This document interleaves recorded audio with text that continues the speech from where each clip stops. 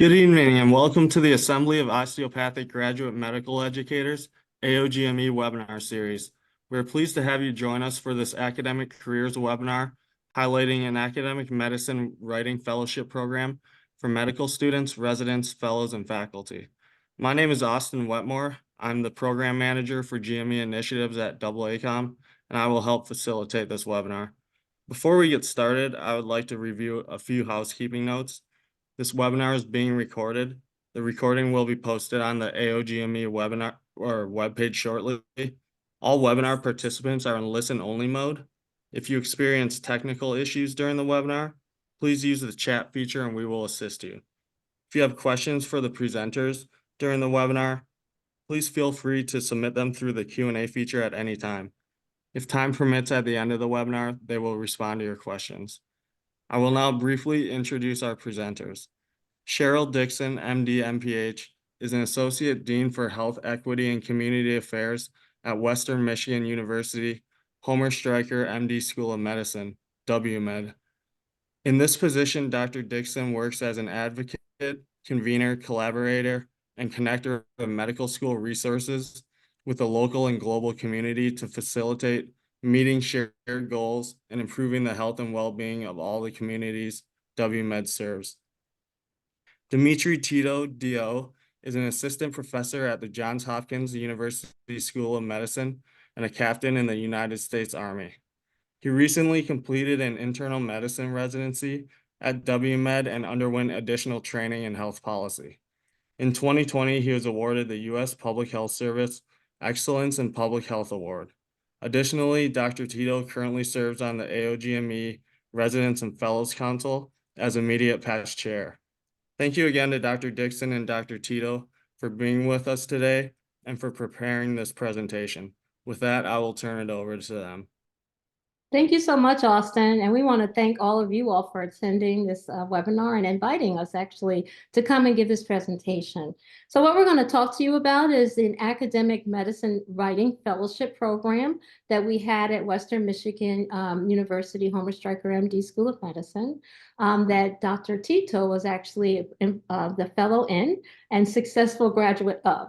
So I'm really happy to co-present with him about this program to give you more information about such a program and your quest or thoughts of maybe joining or developing something like it.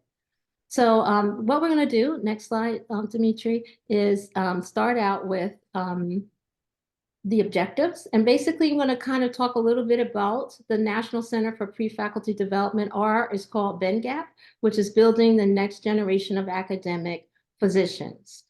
We're going to talk a little bit about the process of the integration for this program at WMed. And I'm going to describe some of those challenges and lessons learned from the perspective of me as the person at the institution that wanted this program for our school. And then I'll have Dr. Tito, he's going to discuss from the fellow's perspective some of the lessons learned and what he actually was able to do in this program. Basically, the whole mission of BENGAP is to help medical students as well as residents from diverse backgrounds and life experiences to become aware of academic medicine as a career option and to provide them with resources to actually further explore this as a possible career and potentially embark on an academic medicine career. The center actually was developed. This is Dr. John P. Sanchez. Dr. Sanchez is an emergency medicine physician. He just recently became the new dean of the University of Central del Caribe in Puerto Rico. He is has a wealth of knowledge in DEI, has been at New Jersey Med School and Nevada, New Mexico. He's had lots of experience. He actually developed along with a partner in 2008, BENGAP. They started thinking about we need to have more diversity within academic medicine. And they really started building BENGAP. But in 2020 is when 10th anniversary of BENGAP is when they developed and came together and said, we should make this national center for pre-faculty development. My school, the Western Michigan University Homer Stryker MD School of Medicine, or WMed, which is what I want to say from now on, was one of 22 inaugural institutions that joined with this launch in 2020.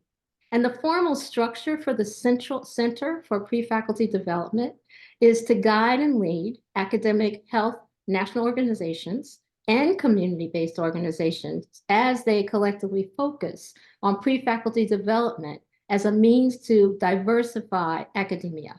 The concept, as defined by Dr. Sanchez, is providing trainees with foundational self-efficacy, knowledge, skills, and experiences to be successful and successfully appointed and promoted to tenured academic institutions with careers. In 2022, the membership roster for BENGAP, or this national center, increased from 22 to 25. And if you look at the next slide, we actually show the trajectory of the number now of national organizations that are center members. 22 as we started in 2020, 25 in 2022, and now 30 in total. Joining for the center, if you could go to the next slide, Dimitri, is keep going. This does list some of the schools. Also center members in 2023 to get to 30 are national organizations such as NAMI, which is the National Association of Minority Medical Educators, ANABS, which is the Association of Native American Medical Students, and AIP, which is the Association of American Indian Physicians. So there are 3 other organizations that are new to the center as of 2023, helping it to get to the total of 30. So just quickly, they have gathered with this development of BENGAP levels of expertise in promoting academic medicine careers, and really primarily focused on populations, subpopulations, persons who have diverse backgrounds that are underrepresented in academia. So underrepresented racially and ethnic minorities, as well as sexual and gender minorities and women. However, and that's why this is bolded, the resources are beneficial to all. Any students or fellows or residents that are interested in actually coming into staying into academic medicine.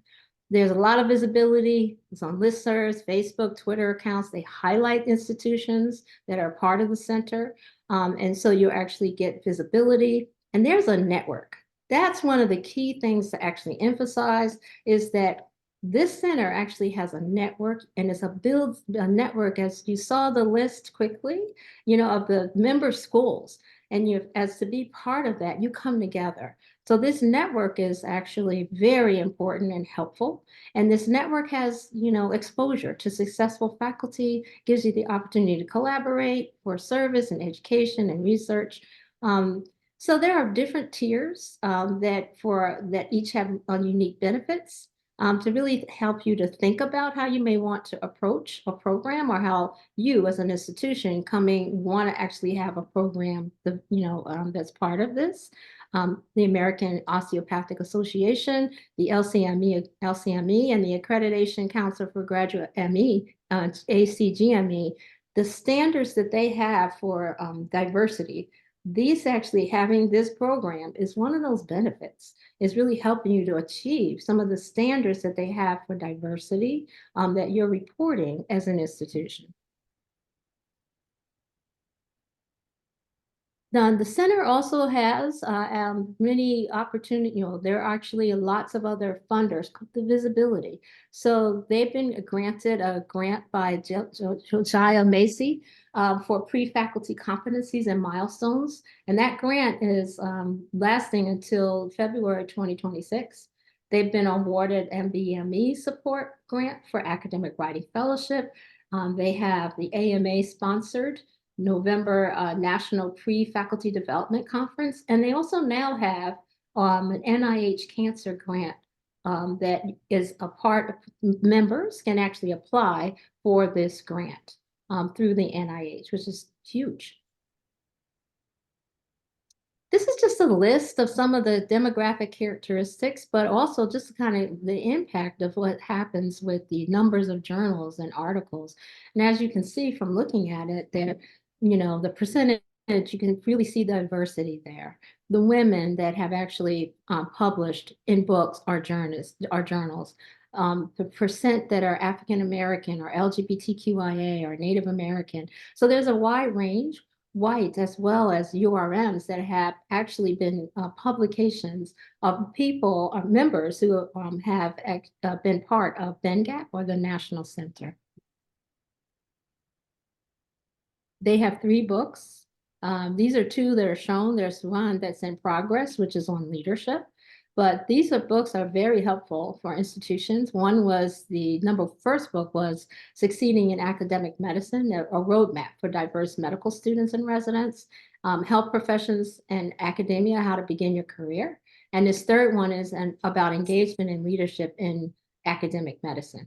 That one should be out for publication fairly soon. The tiers, in 2020, they only had 3 tiers.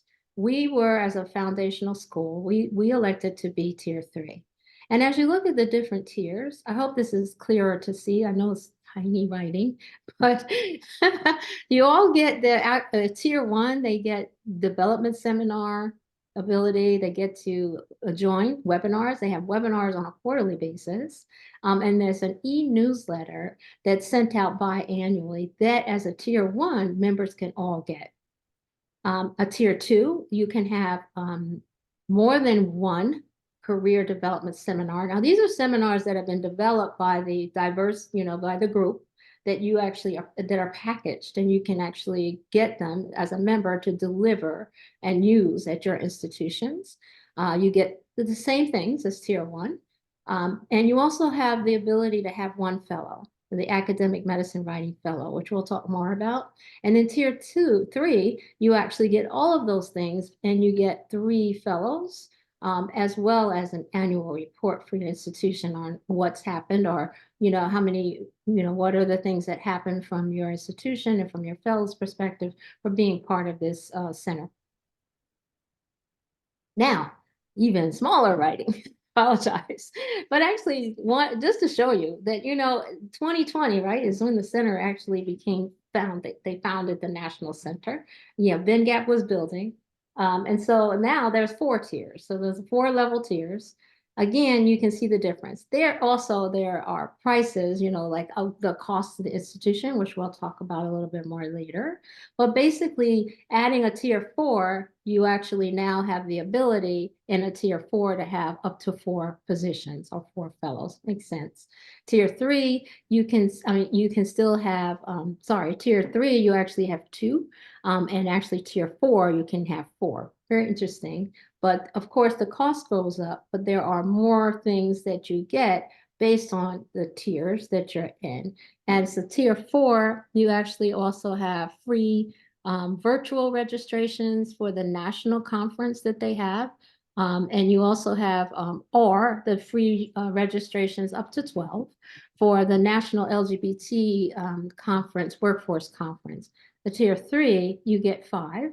And you don't get the free registrations otherwise in tier 2 or tier 1. This is just to kind of give you a level setting for how the costs and what some of those benefits are that you may get increasingly with the different tier levels.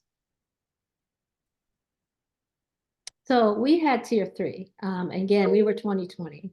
And at that time, what happened in tier 3, we had 3 positions. And with that, this is an online fellowship program that introduces whoever you decided to choose for your fellows. In my case, we'll talk more, we chose to have residents. But you can see that it could be medical students, it could be a resident, or it could be a junior faculty. That could be who you want to actually join, who wants to join, or who you want to put forward to be a fellow. And they have opportunities to publish in medical educational journals. They get best practices for submitting to MedEdPORTAL, and they work with a team on a scholarly project for MedEdPORTAL submissions. Fellows can acquire through the fellowship knowledge and skills through online individual and group learning sessions, and they're about 15 to 20 hours total of these kind of online webinars that you're having quarterly. And then you have one-on-one advising sessions with the fellowship co-directors. And that varies depending on your co-director, your mentor, the mentor that you choose. And really that's sort of what the fellows are setting up with their mentor that they're working with. And that advising is key piece of it as well. And that they actually have the ability to also not just their advisor, they can also, from the list and all the people that are involved in the different centers who all have areas of interest that they become aware of, they can actually also connect with other faculty. So the other part of that is I talked about seminars that have been pre-developed. Those seminars we are packaged and we can use them. There's also the free registration for up to 100 participants, medical students, faculty, for any of the seminars. If we actually had in person, which you can also have in person with Dr. Sanchez or any of the other core leaders, the team, there may be a little cost with that for their travel and those kind of things, but not for the presentation. And anyone can come, the medical students, residents, fellows, they get 50% registration discount for any regional seminars at any other institution. So besides your parent institution, any other institution, you would be able to sign up for half the cost. So the trainees participate monthly in academic career development webinars by the faculty. And actually they're designed to actually be nurturing for trainees to gain awareness of interests and actually help them prepare for their academic medicine careers. The newsletter is also very helpful too, because the newsletter, which comes out on a bi-monthly basis, sorry, highlights events. Here's other events that are happening, highlighting events in other places that you can join. And it also spotlights faculty members and trainees who are leaders in academic medicine career development. So it really kind of helps you to get that information. That newsletter reaches over 4,000 diverse trainees and faculty. So it's a great vehicle for actually having your institution also be spotlighted. And you get an annual report that they prepare for you of the level of participation of people in BNGAP at career development seminars and webinars from that you're putting on or that actually are being put on from your institution, which is also helpful for putting forward that you want to be a part of this program. It continues. The problem and the final thing with the fellows is a final project, and this final project is the MedEdPORTAL submission. MedEdPORTAL it can be a standalone teaching or learning module that's been developed and implemented by the medical or dental trainees or practitioners. I want to say that actually also with the MedEdPORTAL, even with medical student participants, there have been medical students who have been co-authors or authors on some of these publications as well. The co-fellowship director works directly with the fellows, with their institutional representative from the National Center to help determine the projects. Because again, the fellow is thinking about what they want to do, and it's designed, implemented, and evaluated with the fellow's timeline. They also have an educational project they're currently working on, and that project is recommended by their representative that they get assigned, or in the very beginning, or any one of 40 plus BNGAP educational projects. So the opportunity to also join other projects that are already being in place that are going on is an opportunity for them that they can also develop their own. This is just to give you an idea of the agenda, because the actual agenda is like a year and it really goes quickly. You'll hear more about that from Dr. Tito. But basically you start the ground running. You get, you join by July and in August and September, you're having your 2 1.5-day seminars, that introduce you to the curriculum content. You're starting to design or think about your educational content that you want to do for MedEdPORTAL. You're implementing and evaluating your content. There's these discussions that are going on, but these are actual meetings that are happening. And then you're submitting around March or May, and by August or May, you have these continued bi-monthly 1-hour sessions to continue to discuss your projects. But you get lots of feedback as well. I just want to quickly tell you about our process because I think it's important to think about the process. I think I want to do this as an institution, or I want our institution. And basically, the process for me was what I do is work in health equity, but also the diversity and inclusion, of course. And basically part of it for me was really, this is important for us. We don't really have a lot of diverse faculty, women. We don't have that many. We don't have in any of the areas, right? Women or Hispanic or African, we just don't have. And so meeting with the dean, it was like, this is a program that will help us to develop people. This is a benefit to us, benefit, as I told you, with the accreditation bodies, what they're looking for. This is a way for us to say, this is what we're working on. And we are partnered with this kind of national organization that actually helps us to actually cultivate leaders, cultivate faculty, future generations of faculty. And depending on who we choose, they may even want to stay at our place. So that's the presentation for the persons that actually will say, yeah, well, I think this is a good thing. I approve to go to the next level. And the next step then was, after my dean approved, was to go to the associate dean of faculty. Because really what it's about is really wanting to, and our goal was to actually increase diversity in the faculty. We realized that there's just not enough. And really looking at overviewing, again, the benefits with that associate dean. And really talking about the program and the different tiers and deciding together, like, what should this be? Is there a junior faculty? Is that who we want to support? Are there residents in the program that we really want to do residents? We decided on residents for who we wanted to focus on for the fellows. And it was also a partnership that we had to share the cost. At the time that this was for us, I didn't have that whole amount of money in the budget because there was a new program. And it really wasn't during the time where my budget had so I had some money, but not all of it. So we actually split the cost to be able to have the fellowship. And then when that was agreed upon, I met with the DIO, or the Associate Dean for Graduate Medical Education, to overview, again, the program, the focus, all the people who were like on board. And very excited he was about this and wanted us to actually present to the program directors. He has meetings, they have meetings usually with the program directors monthly. And we were at one of the monthly programs to talk about, we talked about BenGap and what this was, the program. And then the program directors decided if they wanted to have their residents, talk to the residents who wanted to be involved. We had 3 fellowship spots. So we actually had up to 3 residents that we could have with the tier 3. We had our first WMed, our annual report. Just to show you the pre-faculty, the seminar that we did was for college and post-bac trainees. We had 63 people who came, and then 42 participated in this seminar.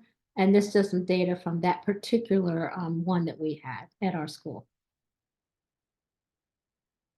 Now let's get to like some of the nuts and bolts. So basically, when we think about really what's going on is the requirements, right? And I know that, probably some of you have some questions already. So the time is really one of the things to really think about. Fellows really need to be given that time for the program. It's so important to be able to go to those webinars and really be able to have those meetings and not be so distracted. And so that's really, really important because they're helping them to build research, also helping them to build contacts for, meeting other people in their fields, or, meeting people outside of their institution that are doing certain things that they may have an interest in. And, developing collaborations and networks and all of those things, it kind of need time to be involved. So that's one of the real commitments. And when you think about challenges, there can be scheduling conflicts. That's probably one of the biggest challenges we had. And that's meeting with mentors. If you're meeting with mentors that are across time zones, that can also be challenging.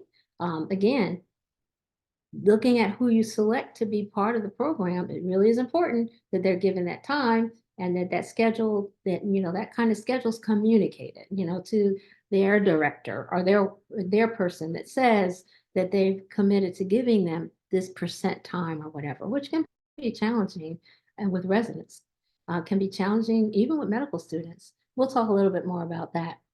And then cost, I put that as a little biggie too, along with time, but cost also, again, as I share with you, my costs originally I split with the associate dean for faculty, because I really didn't have that much in my budget at that time. So that's the other thing to consider. And lessons learned. So going through what we did, and again, being inaugural, I think, again, I'm going to emphasize that buy-in from leadership. So I got the buy-in, but then you have to have, think all the other leaders that have to have buy-in. I just shared a little bit about time, program directors and chief residents and other, kind of like if you're choosing residents that actually be part of it. And so they really need to be aware. Leaders need to be aware that this is a program that you really don't want to do just for 1 year. You really want to have it for the long term if possible. You want to actually be committed to finding that this is something I can put in my budget, that this is something that the school or organization says this is important for us to do. And so they commit to the multiple year plan, understanding that this is something that is not going to be 1 year done. You really want to have that commitment and all the benefits. Again, it helps you with recruitment. It helps you with that, helping that pathway program. I think that the clear commitment for time allotment for residents is important. I think it was challenging, in retrospect, you have to look at who are selected. Dr. Tito will talk to you, but if it's a first year resident, and we have first year residents, it was challenging for a first year resident to be part of this program and be a first year resident, particularly. The other two residents we have are OB, so you can imagine, right? So very challenging if you're a first year. So really think clearly about if you want to focus, who you want to focus on, and what is that time commitment, who would actually be able to do it. Is it a chief resident or third year resident? More likely, or second year resident, or that junior, it depends. So you really want to have that into consideration. Or medical student, fourth year medical student, or third year. You have to think about the scheduling of time for fellows, just for the fellowship. I also think it's important that you have backbone support. You need to have, again, 2020 was a challenging year anyway, right? We all know what was going on in 2020. And so basically it was just challenging all around. And so having a support staff is important to help with coordination of meetings and, really kind of like being that person to kind of help make sure that things are timelines and all that. I just think it's important. And data collection, I cannot emphasize that enough. When we're talking about leadership buy-in and saying leaders need to understand funding needs to be for more than just 1 year, that's important. That you have that data and you show it, that this is what the benefit has been.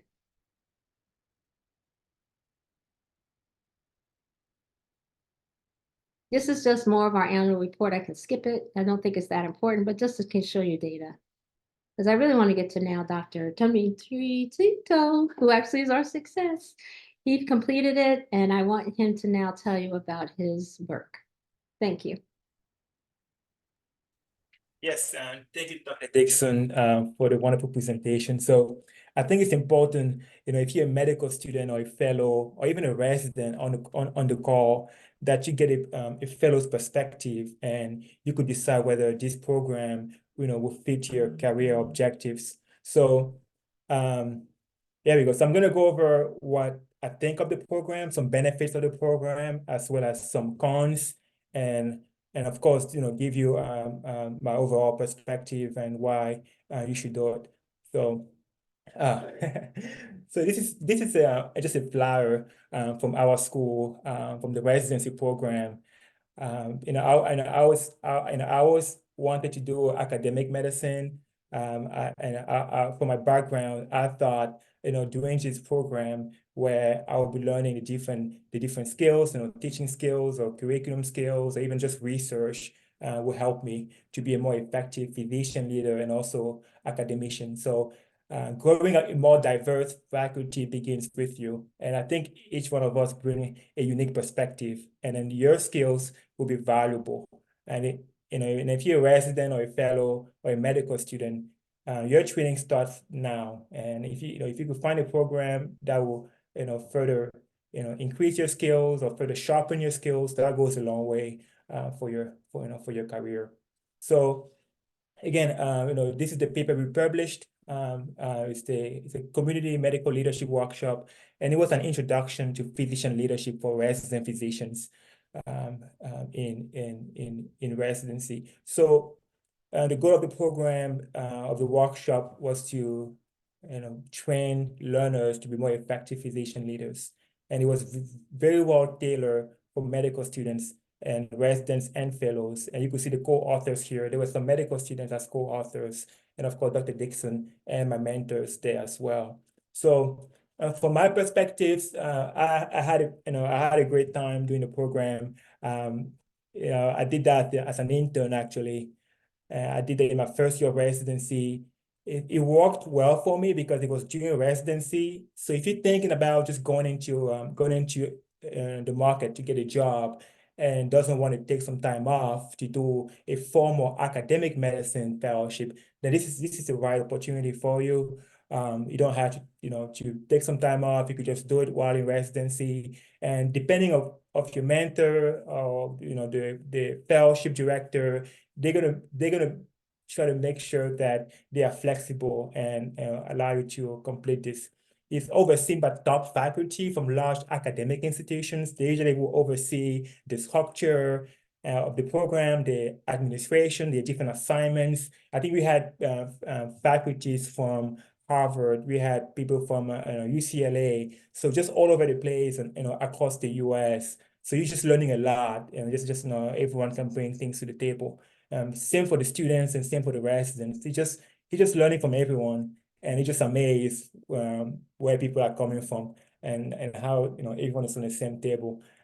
So you do get the continuous support, you get the mentorship, you get an academic mentor, you get the coaching, you also even get a mentor at your institution. So all of that is available. You get communication skills, training, and at the end of the program, you get a nice academic medicine certificate. And that's even more important because you're gonna be applying for jobs. And part of the reason I got a job at Johns Hopkins was in part because of this. Typically, a place like Hopkins will want you to have 1 or 2 years of a formal academic medicine fellowship. But I was able to get some of that experience by doing this program, and it just looked good on your resume. Talking about an actual medical education paper that you have. So pros, the big thing is at the multiple conferences, in addition to your ACP conference or ACOI conferences or CHEST or educating leaders, you have opportunities to go to a medical education conference. There's additional conferences if you want to go and present your work. You have opportunities to network with the other residents and fellows and faculty. So you're just not limited on your own project. You could collaborate with other people. So the more time you have, the more collaboration. You could get multiple papers under your belt. Again, it's a CV booster. It could be done while in residency. I think for most people, that's probably one of the key points. You could do that in residency. Yes, it's time consuming, but yes, it's going to look good on your resume, and you could do it in residency. So as far as the cons, as you may already know, I think Dr. Dixon mentioned that multiple times, not just as a mentor, finding the time to meet it's a big challenge, but also as a fellow, just that time commitment. You're putting 60+ hours in your program. Perhaps you're an intern, hopefully actually an actual senior because you get a little more time. But you need to find the time to be able to go to these meetings, into these lectures, and to meet with your mentors. So, and that's what I was talking about your career objectives. What is a career goal? You want to do academic medicine? Is that something you are available and want to do at the moment? So the other thing was the pay. You're not getting paid for this. Your first couple months, you're just learning. educational contents and curriculum content. You're just sitting there for a couple of hours on a day, and you're not getting paid. So that's that's one of the cons. However, if you have a residency program director that is comprehensible and that want to support you, they could find some stipends for you. I know my program director did. Also, she was able to help with the schedule. She made things flexible for me to attend the conferences and also to attend some of these lectures. So we were able to adjust the schedule. So I always had some time off to be able to attend these lectures and present at the conferences. So yes, you could find funding from your residency program or your fellowship program or even your medical school. Talk to your dean of academics, student affairs, or the deans responsible for students, and they will find some time and they will find some funding for you to support you. I'm confident many DO or MD schools will do the same. So it's heavy on research. That was one of the cons I had. So if you're not a research-oriented person, you may find it hard at first, but the idea is, this is an introduction and it brings everyone on the same page. So you don't need to be a master in research and to have multiple publications to do this fellowship. This is an introduction. It is here to show you that academic medicine is, could be a career option, to introduce you to even the concept of academic medicine. So yes, there will be people with no research experience, attending this fellowship. So I also thought it wasn't as much clinically oriented, meaning you won't actually learn, teaching skills, things like you trying to, build your own curriculum. They won't teach you that clinical, correlation as much. So it's going to be heavy on research, and you're going to be expected to publish a paper, for example, as your final project. Again, they're not going to have grants to support you, but you could find grants from your department. So this is one of my last slides. This is a project that we did. Like I told you, we designed and implemented a community medical leadership workshop, and it was an introduction to physician leadership for resident physicians. So essentially, we train learners to be more effective physician leaderships. So overall, the way the program was set up, we had 3 phases of the program. So we had a pre-reading workshop assignments where the participants were given lectures to read and just to get familiar with the lectures that we were going to teach them.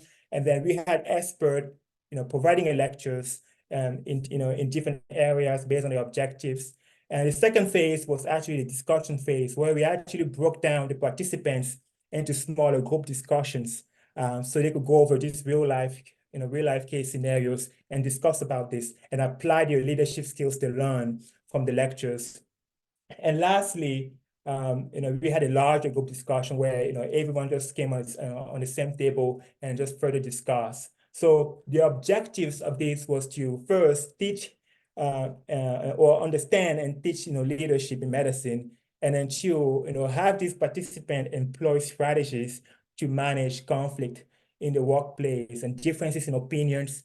And then third was to demonstrate effective communication skills. So, it was well received by not just the learners, but also the leadership of the department. I think overall, there were 14 medical students that attended the workshop, more than 32 residents attended the workshop. We got data from this. I believe there was over 90% reporting that the quality of the workshop matched their expectations. Almost 83% saying they will recommend this workshop for others. So overall, there was an increase in confidence level in the different leadership skills that were assessed. So this is just one of the cases that I'm not going to read the entire thing, but we had multiple cases, and then all these smaller group will just go over these cases, and then the moderator will be someone like Dr. Dixon or one of the faculties will be a moderator, and they will generate discussion by going over the case and the pertinent questions and pertinent actions. So for example, case 1. Dr. M, you will see second-year psychiatry resident physicians. Recent end of the year feedback suggests that Dr. M appeared less communicative when working with patients he perceived as being of a lower class. Similarly, medical nursing staff report he's offensive and dismissive and does not say much. He reportedly made colleagues feel uncomfortable through inappropriate remarks. In addition, multi-source and patient comments suggested that he could be very authoritarian. So how many times do you hear this? You know, hopefully not that many times, but this is a real life case scenario. You're gonna meet people like this. You're gonna meet resident, fellow, or medical student like this. And that doesn't mean that we need to kick them away, but I think being able to understand our personality and how we could, and how we could get, better, and it's important. And that's why we're doing this, not just for us, but also to help others. So you could see the possible discussion questions would be, what would be your immediate reaction if you were that resident? So those are one of the questions that we discussed. There's some pertinent actions at the bottom. You could see case 5, case 6, but I just wanted to show you what the workshop consisted of and what we did as part of this medical leadership workshop. So my last slide here before we open for questions is, could there be an opportunity for an academic osteopathic medicine fellowship? I know some of you on the call, maybe DOs, and maybe interested in having something in your medical school, at a DO medical school, or even in an ACGME program that has the osteopathic recognition. So could this be something we could do for our DO residents? So I'm not talking about NAM because this is a National Academic Medicine Fellowship in Osteopathic Medicine.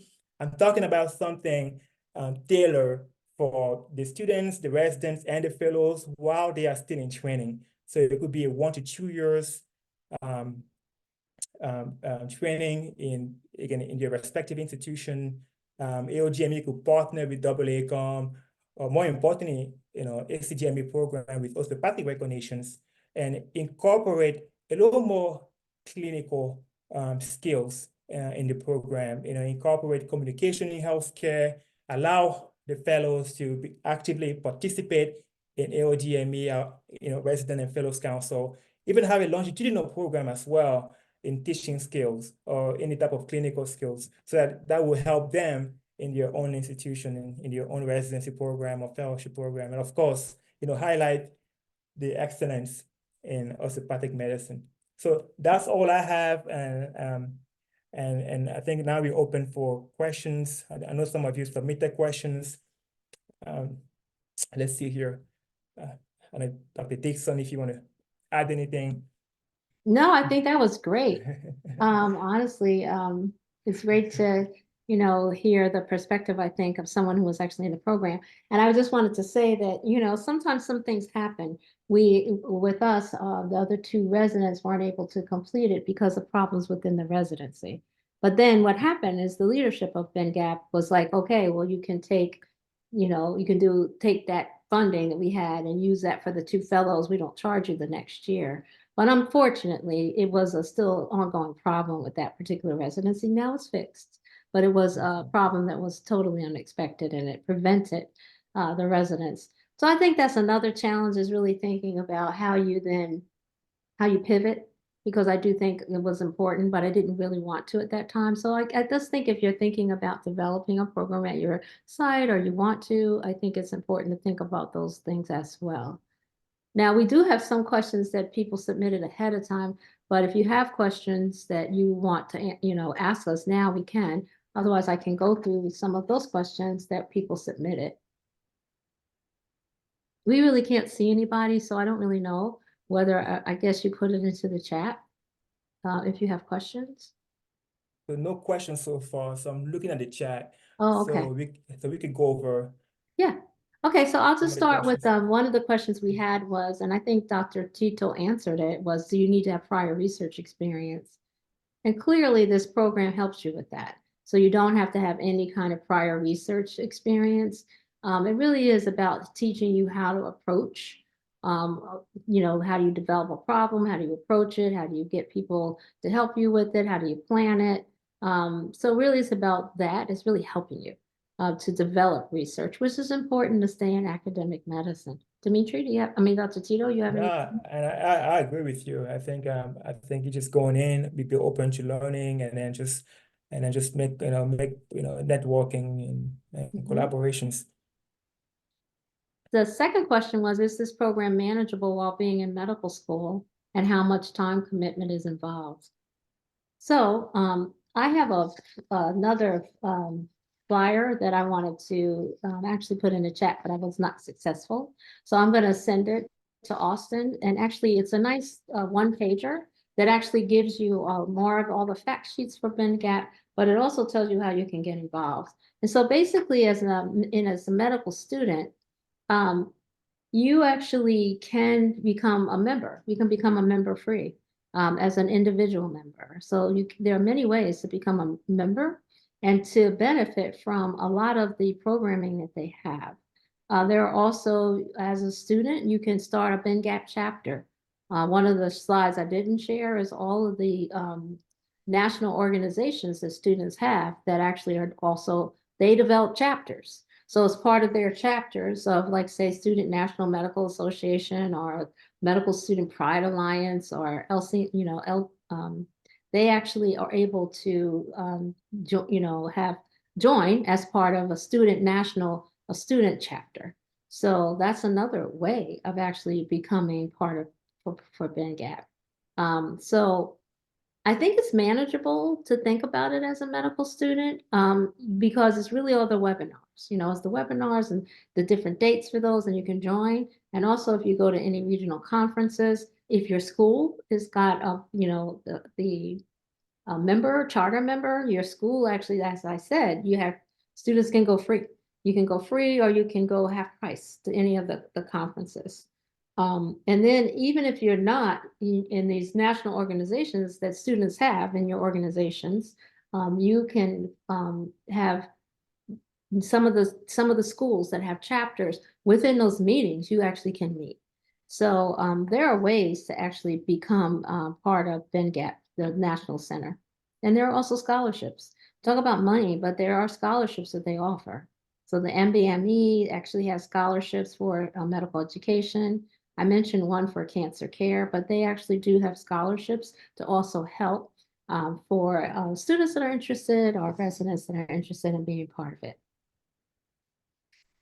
Yeah, when I did the program in 2020, I think there were, I want to say, at least 15 to 20 students, and there were many of them third and fourth year because they had more time. They actually had more time than the actual residents. So, and they also got scholarship to go to conferences.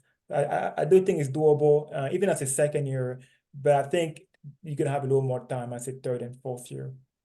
So I do see a question in the chat. I am able to see the chat. And it says, I'm not sure if the presenters, it says, if a current residency program does not offer this fellowship, is there a way to apply or enroll in the fellowship either through another institution or through BENGAP itself? So actually your institution, because there are different tiers. So for actually the writing fellowship, it has to be your institution that actually has become the chapter to sponsor you for, being part of it. I don't think that you can join with another school unless that other school has some kind of collaboration with that school, but usually it's institution specific. You can, however, like I said, join the webinars. You can join, some of the conferences that they have without the school being a member. You can also talk to your program director. Give them the information about BENGAP and actually the advantages of it, and for them to look into it, because I said there are now up to 30, which includes the associations that are members of the National Center. But you actually may be able to tell your school, this is something that you should look into to actually sponsor and help us with interested in academic medicine fellowship. I don't have one right now. I don't have my funding. We've actually changed. And like I said, that was really important. But I plan to represent this to the new dean we have to say we need to do this and we need to commit. So again, it's really presenting this program and saying, really, this would be great to have. you with your residency program, like, this is what I heard about. Can we take a look at it? I hope that helped answer your question. Dimitri, you have anything to say with that? No, right on. Like, right, 100% agree. I also have if there are any other questions in the chat? No, I don't see any. Okay, yeah, no other questions. So I have another question that was sent to us ahead of time, which said, at which stage do students consider this kind of fellowship program during medical school or in conjunction with a residency program? So I think that you should start considering it as early as possible. I think that if you go as a medical student to any of the webinars and you're thinking about this, maybe something you learn more. So you actually have an opportunity to learn more about what is it like to be to stay in academics before, you actually even have a program. You can join these, like I said, you can join them, the webinars or the seminars free. You just have to, and you get the dates for where they are. I think that, your school has to decide if they decide to do it. We decided residents, certainly could be medical students. You could say like a third-year student or fourth-year student, you want to have them as a fellow. That's perfectly reasonable as well, to actually, before you even start residency. So anywhere along that, and you saw, it could be anywhere along that continuum, your school can decide that that's who they want to have as the fellow, or, present forward, or you would like to say, I'm interested in this, I'd like to be considered for that fellow. If they have it, I'd like to be considered for the writing fellowship. So to answer that question, yeah, you can as a medical student. Yeah, I was an intern, and that's when I considered joining the program. And I knew I needed more resources to go into academic medicine. I was interested in going to academic medicine. So Ben Gap was, just the right option for me. So I think, the earlier the better, depending on how much time you have, knowing that you will need to, go to lectures, and you will need to put some effort to complete the projects. So we're running a little bit short of time, but I do want to get to this question, which says, does the fellowship accept osteopathic medical students third and fourth year? Absolutely, yes. The other is that, again, I really wish I could have done, but you'll get this flyer. I'm just answering the questions, but basically you can start a student chapter. You can start a student chapter at your school. And actually belong, as a student chapter, you belong to the group. So there's an application that you just put, and it's free. You don't pay for that, but you as whatever your student chapter, whatever group you want to start a chapter at your school, you can. Or you can join as an individual to Ben Gap as well, as an individual student. So I just think it's really important to let you know that you can. And actually, you're saying third and fourth year, but first and second year students can join as well. That's right. And just seeing if there are any other questions. But the other question I think that's important, and maybe Dimitri, you can talk a little bit about what is the weekly time commitment for fellows in the program? So weekly time commitment. So I would say, well, we had monthly meetings actually. If it wasn't, weekly meetings. So monthly meetings was about we will meet 1 to twice a month, and it will be about 2 hours long. And as we got closer to the end of the year, we will only meet like once a month, and most of the meetings will be with your advisors. And in terms of weekly commitment, I would spend maybe an hour or two on my paper. Again, I did not want to rush to submit my final paper and then just cramp, So I was making little progress. So it is, a reasonable time commitment, and I was able to do it as an intern. So I think it's definitely doable. Thank you, Dimitri. Dr. Tito. The other question for you, Dr. Tito, is, are there specific writing projects that fellows participate in, or do they come up with their own original writing projects? There will be some topics available. A lot of projects from the previous year can be continued. So that will be available, and you'll be given that options when you join the fellowship. then you can also come up with your own projects. So depending on your passion, I'm also military, so I think leadership experience was, very important to me. So that's why I chose leadership. And of course, there's different type of leadership that we could go into. So yes, there will be topics available. There will be ongoing projects that you could join, so you don't have to come up with your own project.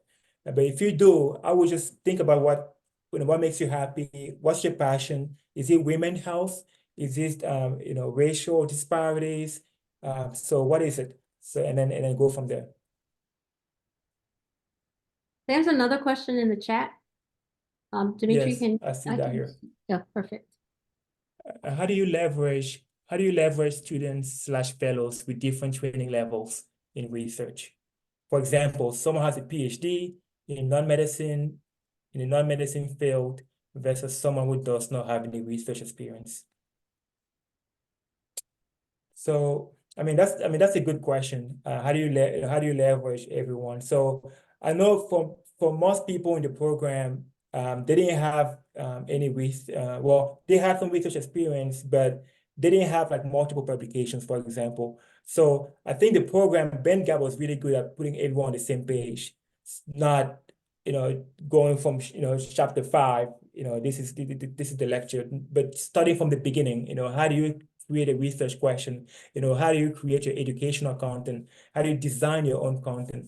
So yes, you're gonna have people with more experience than others in research, but the BN Gap is really good at making sure we all start from the same page. And of course, if it comes to collaboration and making groups, we could definitely pick someone that has more experience to be more effective. So I hope I answered your question. Dr. Dixon, you want to add anything?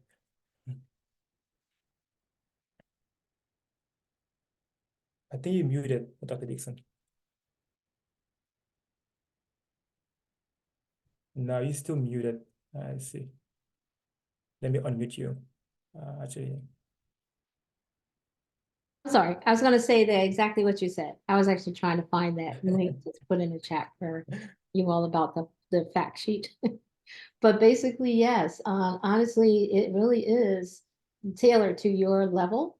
They've matched you with the faculty, right? Because it's national, so there are people from all over. And just like Dr. Tito said, it's like, what is your area of interest, that you want to further explore? And so, whatever your area of interest is, you'll see that this person maybe has work they've been doing on that, in healthcare or in equity or something. And you connect with them. So you connect with, because you have that connection, and you can actually have that collaboration to be able to start a conversation. Like, this is an idea I have, or I'd like to explore further what kinds of things we can maybe think about for research. What are you doing? I think that's also one of the other questions I saw that someone sent ahead of time. We just got this was about what about if it's what are your other advantages if you don't end up doing academia or not? Your advantages are that it's a network. So you got a network of people that are all over the country that are doing like wonderful things that you actually have access to and you get to know. And you actually get events, and it's sort of like, we as providers, it's important for us to have networks anyway. You go to conferences, you're actually trying to continuing education, all of those things. And so if you don't stay in academic medicine, there are still important things that you gain from this. But to answer that question directly, that's what you get. So I hope that helped. Nice. Thank you, Dr. Dixon and Dr. Tito, for this great presentation, and to all who joined us. If you have any questions, please contact us directly at aogme@acom.org. This concludes our webinar. Thanks again to everyone who joined us, and have a great evening.